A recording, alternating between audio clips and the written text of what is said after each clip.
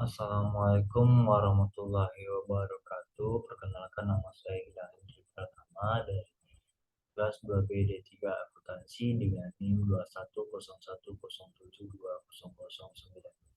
Nah, pembahasan saya untuk kali ini yaitu tentang standar costing. Nah, pembahasan materi tentang standar costing itu dibagi ada 4 materi. Yang pertama ada pengertian standar costing, yang kedua ada kegunaan standar costing, yang ketiga ada hubungan antara standar costing dan anggaran, terus yang keempat ada penentuan jenis-jenis standar costing.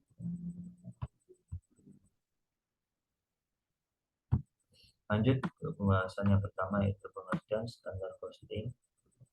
Nah, menurut Mulyadi, biaya standar merupakan biaya yang ditentukan di muka yang merupakan jumlah biaya yang seharusnya dikeluarkan untuk membuat satu satuan produk atau untuk membiayai kegiatan tertentu di bawah asumsi kondisi ekonomi efisien dan faktor-faktor lain tertentu.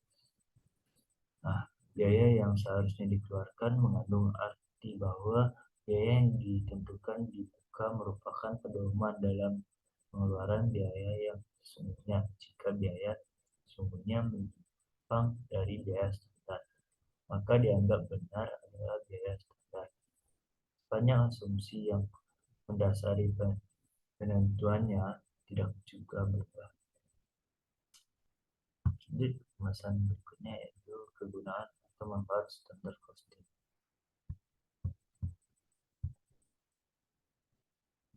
Manfaat standar costing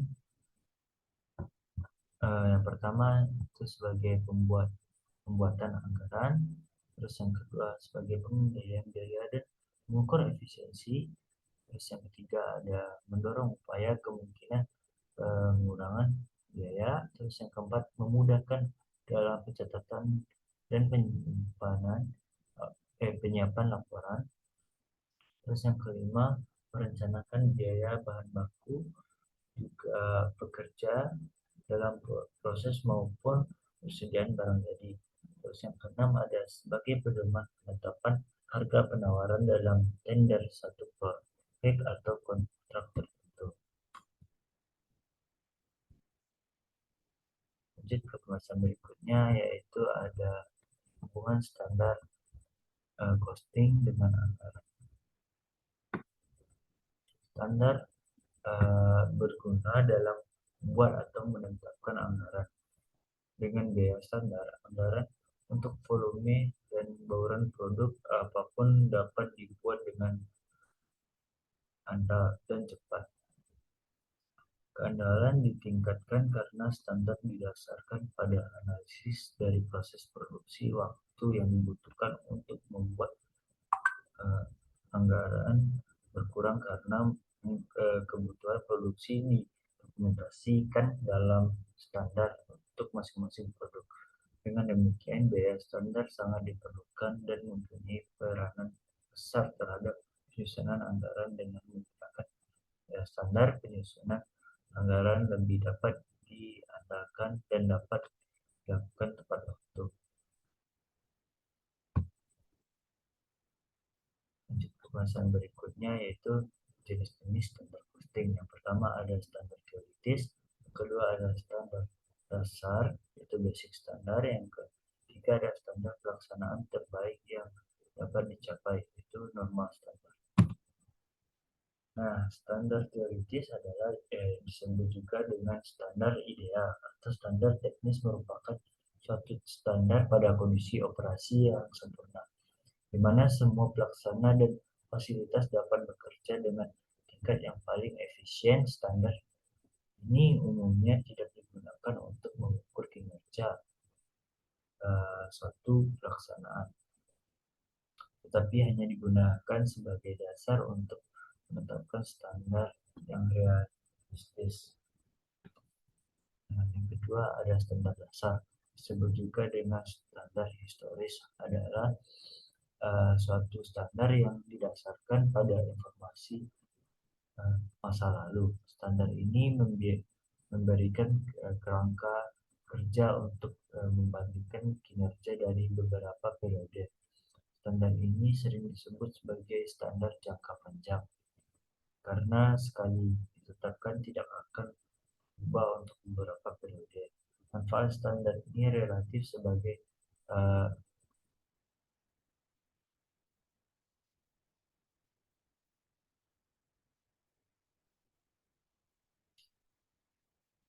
relatif sangat terbatas untuk pembuatan keputusan dan penyusunan anggaran.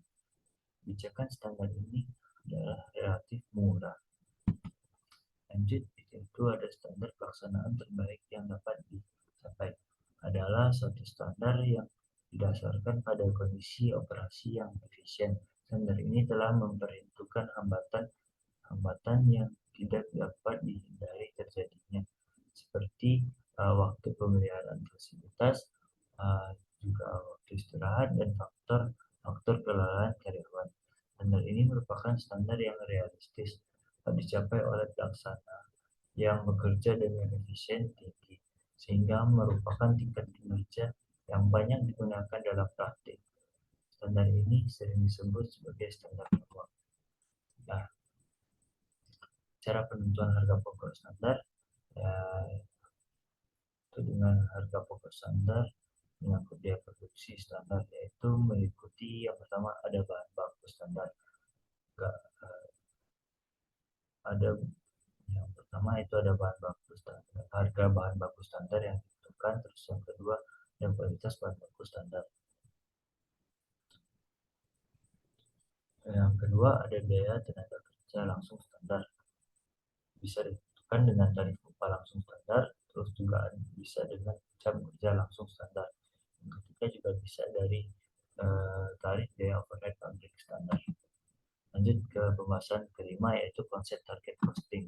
Nah, konsep target costing adalah target biaya atau adalah metode penentuan biaya produksi di mana perusahaan terlebih dahulu menentukan biaya produksi yang harus dikeluarkan berdasarkan harga kompetitif. Dengan demikian, perusahaan memperoleh laba yang diharapkan. Uh, ada rumus di bawah ini, yaitu target biaya sama dengan harga jual kurang laba yang diharapkan. Lanjut ke maksudnya, itu ada metode penerapan target costing. Pertama itu bisa memperoleh target cost dari perencanaan laba. Yang kedua memperoleh target cost dari perencanaan teknik. Yang ketiga ada menggabungkan kedua metode tersebut. Nah, terdapat dua alasan mengapa target costing sebenarnya digunakan perusahaan di dalam situasi pasar yang sangat kompetitif. Yang pertama ada perusahaan tidak dapat menentukan dan mengendalikan harga jual produknya. Yang kedua, sebagian besar biaya produk ditentukan pada tahap desain. Terus ada pembahasan tentang mengimplementasikan target costing.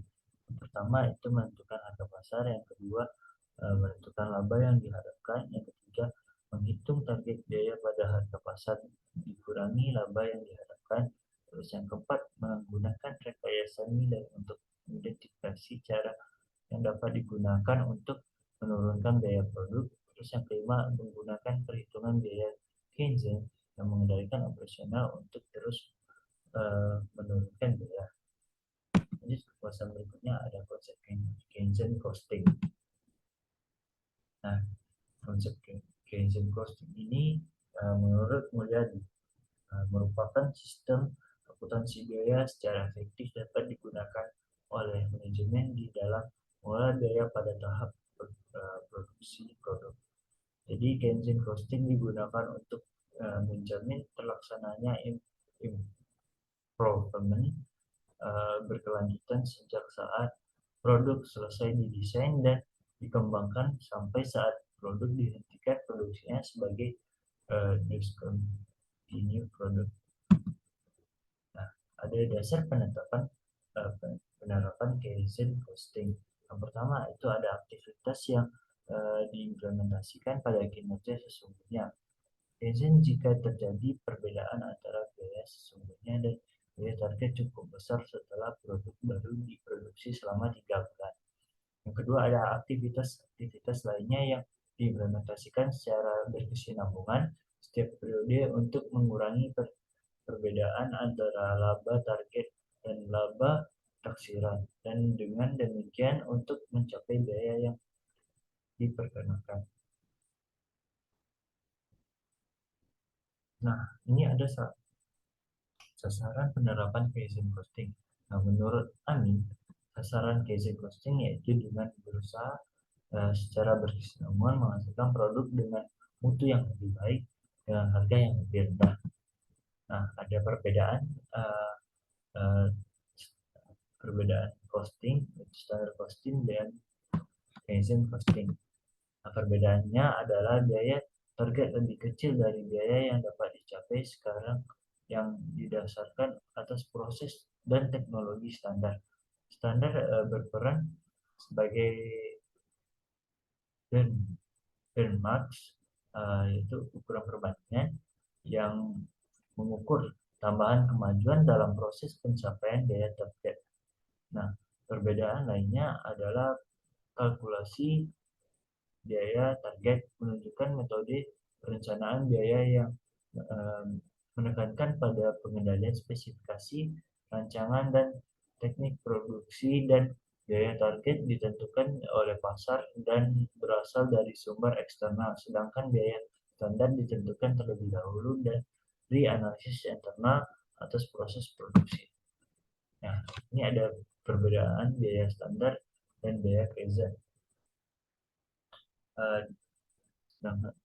Biaya standar konsep sistem pengendalian biaya, sedangkan biaya Kaizen konsep sistem penggunaan biaya, pengurangan biaya. Kalau asumsi, kalau biaya standar asumsi kondisi proses produksi sekarang, sedangkan biaya Kaizen asumsi perbaikan proses produksi yang berkesinambungan. Kalau biaya standar ini perbedaannya memenuhi standar biaya kinerja, sedangkan biaya Kaizen mencapai target pengurangan biaya. Dan ini ada yang keempat, jika ada standar ditetapkan secara tahunan atau setengah tahun, itu di biaya standar. Sedangkan biaya Kaizen, target penurunan biaya ditetapkan dan dibebankan setiap bulan, beda dengan biaya standar. Dan perbedaan yang kelima yaitu analisis varians biaya mencakup biaya standar dan biaya aktual, itu di biaya standar, sedangkan biaya Kaizen analisis varians biaya mencakup target biaya Kaizen dan jumlah pengurangan biaya aktual. Dan ini ada juga perbedaan selanjutnya yaitu tentang menyelidiki dan menanggapi apabila standar tidak terpenuhi, itu di biaya standar, dan sedangkan biaya Kaizen menyelidiki dan menanggapi apabila jumlah target Kaizen apabila tidak tercapai. Nah, itu mungkin penjelasan dari saya tentang standar costing yang dan uh, Kaizen costing. Kalau ada kata saya yang salah dan nyata, saya mohon maaf. Saya tutup dengan wabillahi taufiq wal hidayah. Wassalamualaikum warahmatullahi wabarakatuh.